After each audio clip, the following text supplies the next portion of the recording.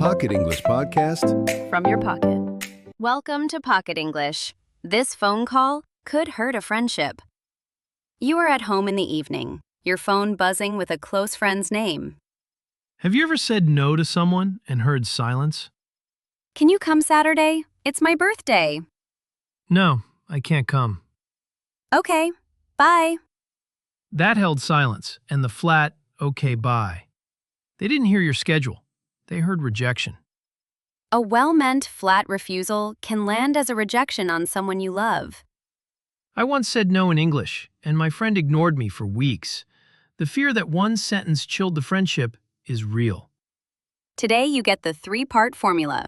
Soften, reason, reconnect. So you can say no and keep the friendship warm. Let's rewind to the very first ring. Ring ring. Hello? Hey, Emma, can you come Saturday? It's my birthday. Oh, happy early birthday. I'd love to, but I can't come. Pause right there. Notice how different that feels. She didn't just drop a flat no. She gave me the very first step of the formula. Soften. Exactly. Soften, reason, reconnect. You always start by softening the blow. I'd love to, but I can't come. It really sounds like a wish. Yes, you are telling them you want to be there. You accept the love behind the invitation before you turn down the event. It shows you care. Now it's your turn. We will build it in 2 pieces. Say it out loud. First the wish. I'd love to. Then the reality. But I can't come. Now all together at natural speed. Say it out loud. I'd love to, but I can't come. Much warmer. But wait, if you stop the call right here, it still feels a little empty. True. If it's my birthday, I'm sitting here wondering why you can't come. Are you just making an excuse? And that guessing game is exactly where friendships start to go cold. If they think you don't care, they might not invite you next time. Which brings us to step 2, the reason. How do you explain yourself without sounding like you are lying? If you just tell someone you're busy, people often hear something else. They hear that they are just not important enough to you. Exactly. Being busy is way too vague. To protect the friendship, your reason needs to be solid and concrete. So we use a promise-based excuse. Listen to how this sounds. I already promised my mom I'd help her that day. Notice the difference there. You aren't rejecting your friend at all. You're just keeping a prior promise to someone else. Let's practice that piece. Say it out loud with me. I already promised my mom. Good. Now the rest of the sentence. I'd help her that day. Put it all together. I already promised my mom I'd help her that day. Great. So now we've softened the blow, and we gave a real reason. But the conversation still feels like a closed door. Which brings us to step 3. Reconnect. You have to open that door right back up.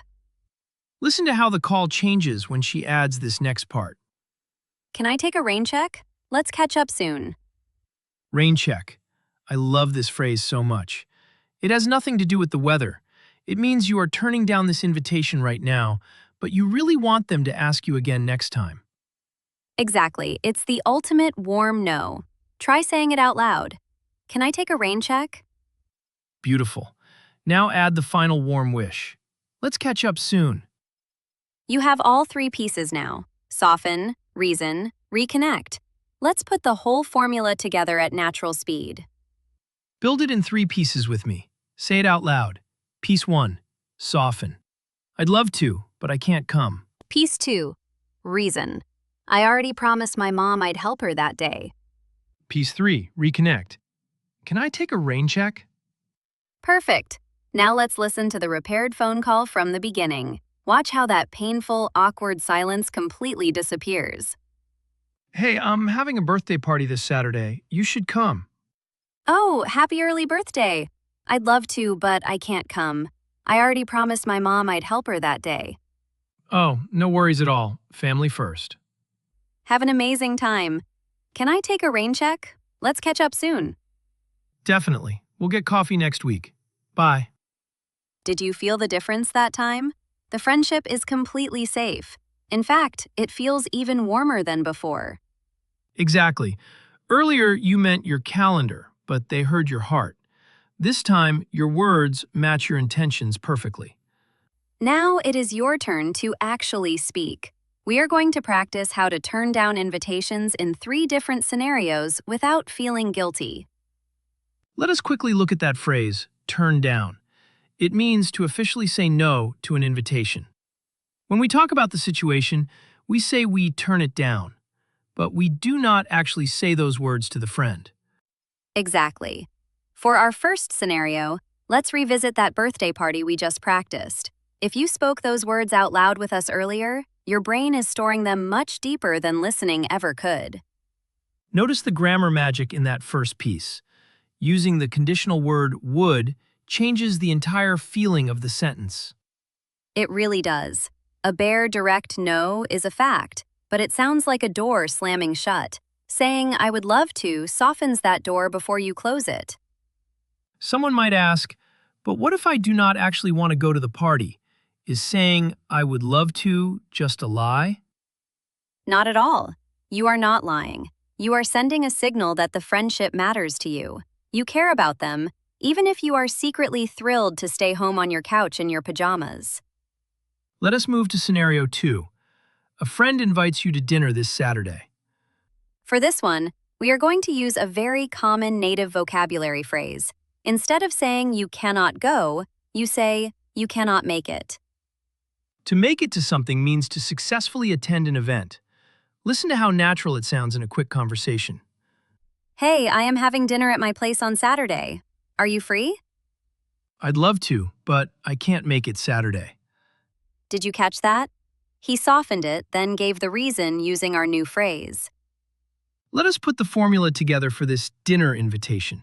First, the soften and the reason. Say, I'd love to, but I can't make it Saturday. Say it out loud with us. Now the reconnect piece. Let us use a different phrase this time. Say, let's catch up soon. Your turn. Speak it loud and clear. Now assemble it. Give us the whole dinner decline at natural speed. Say it out loud. I'd love to, but I can't make it Saturday. Let's catch up soon. That is beautiful. A no with nothing around it feels completely final.